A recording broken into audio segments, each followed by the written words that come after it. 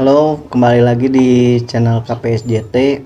Mungkin konten kali ini saya konsepnya ngevlog ya. Ngevlog mau berbagi cerita, berbagi sudut pandang, dan mungkin kebanyakan sih berbagi kisah ya. Kisah-kisah hidup saya sih sebenarnya ya. Kenapa saya bercerita tentang hidup saya, karena menurut saya hidup saya tuh dari mulai masa kecil hingga sekarang menarik untuk kalian dengar, mungkin ya dengar atau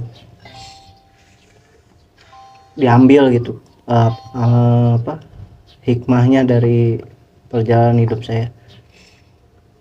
Jadi flashback ke masa lalu. Di masa kecil saya tuh kurang kasih sayang dari orang tua, mungkin karena saat itu posisi ibu saya entah di mana gitu. Dan saya tinggal dengan almarhum papa tiri saya lah, yang sekarang saya tahunya dia papa tiri saya. Tapi di saat itu, pada masa itu, saya menganggap dia bukan papa tiri karena emang belum tahu kasusnya dan belum tahu cerita yang sebenarnya. Karena cerita yang sebenarnya ada di mama saya, dan pada saat itu mama saya nggak tahu di mana. Yang jelas mama saya itu ada di Jakarta kalau nggak salah, dan posisi saya kecil dengan almarhum papa saya itu ada di Bogor.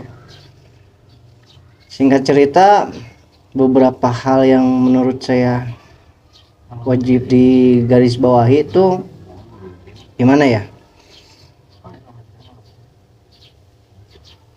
lebih ke ini sih apa ya. Jadi yang saya pengen cerita tuh, ini sosok papa saya menganggap saya tuh bukan sebagai anak tirinya, tapi benar-benar seperti anak kandungnya sendiri, dan merawat saya dengan kasih sayangnya. Walaupun pada saat itu saya tidak menganggap itu adalah kasih sayang ya, lebih ke tanggung jawab. Ternyata di samping sifat cueknya, tapi beberapa pelajaran penting yang saya dapat dari almarhum papa saya tuh gimana caranya problem solving. Karena waktu itu almarhum bapak saya itu kerjanya merantau di Jakarta dan posisi saya di Bogor dengan nenek saya. Jadi beberapa kasus sering saya selesaikan sendiri tanpa ada bantuan dari orang tua gitu, karena tidak memungkinkan untuk almarhum papa saya untuk datang dan menyelesaikan masalah-masalah saya.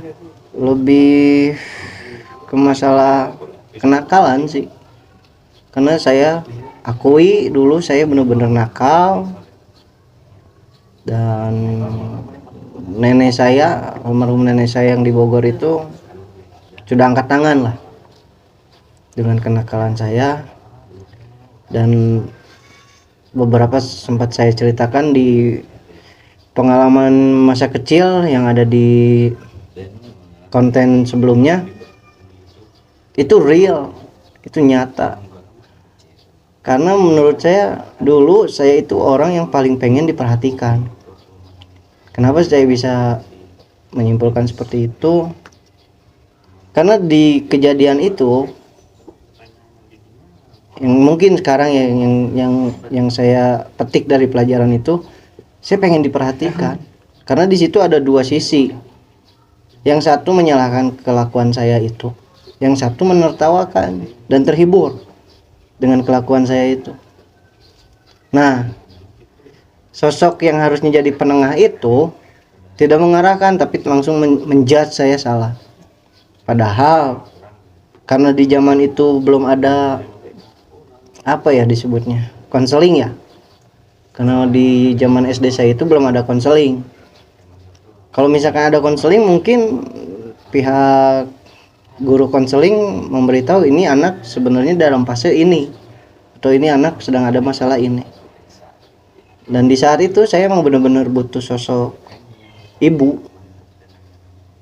Yang pernah nggak sih kalian ngerasa gini ya, enaknya jadi keluarga si ini, ibunya gini, ayahnya seperti ini, tapi di saat itu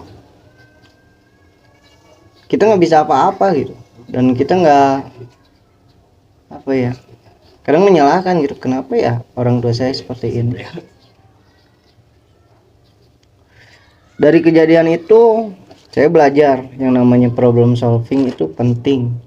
Dan salutnya almarhum bapak saya bukan menjudge saya untuk kamu salah, enggak.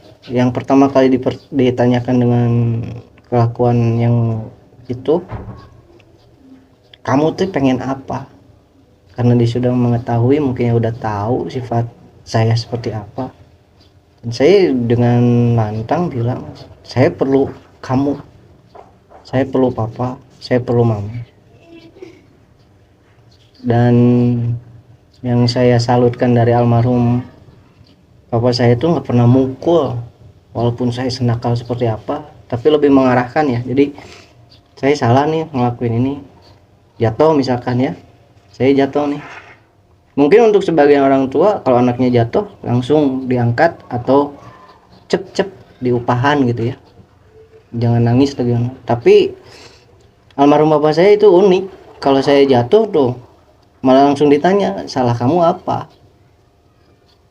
Ya saya langsung menjabarkanlah kesalahan saya tidak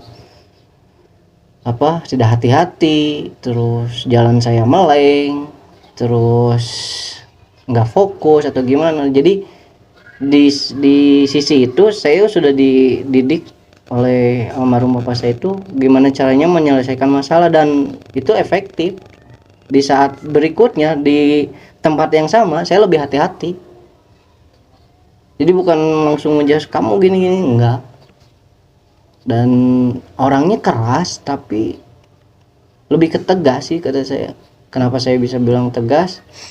Karena untuk anak usia saya yang ibarat kasarnya kurang pendidikan atau kurang kasih sayang dari seorang ibu, dia bisa menjadi ibu dan bisa menjadi ayah dan bisa menjadi teman. Beberapa kali momen-momen yang makanya untuk sampai detik ini saya kurang suka mancing itu, terus terang saya kurang suka mancing saat ini ya, karena momen-momen mancing itu momen-momen menyenangkan saya dulu dengan almarhum papa saya. Di saat almarhum papa saya pulang dari Jakarta ke Bogor, nomor satu yang paling jadi apa ya, jadi hiburan kami berdua itu mancing. Karena waktu itu di Bogor si sungainya itu bener-bener masih banyak lah yang ikan-ikan segarnya, terus belum tercemar sama limbah atau kayak gimana. Itu momen-momen mancing emang bener-bener banyak mengajarkan saya ya. Mungkin papa saya sering nyeletuk orang mancing itu sebenarnya orang yang sabaran, orang yang ibaratnya ada nggak ada ya ditungguin. Tapi karena momen-momen itu terlalu melekat di saya dan almarhum papa saya sudah nggak ada, saya malah jadi